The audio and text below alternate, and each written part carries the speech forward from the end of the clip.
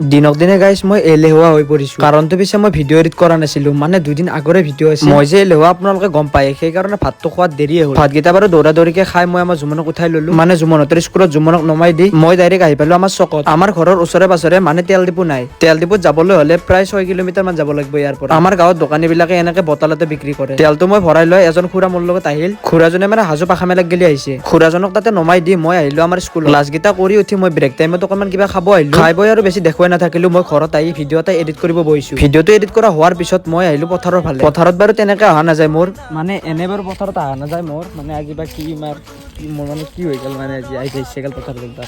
তো আহিলো পথাৰত চাওঁ এইবাৰ মানে আমাৰ খেতি চেতি একো কৰা নাই তো দেউতাই বেৰা এখন বনাই আছিল তাৰে বাঁহৰ কামিকেইটা মই অকণমান চাইড কৰি থৈ দিলো আৰু মই যে কৈ আছো আপোনালোক এলেহুৱা বুলি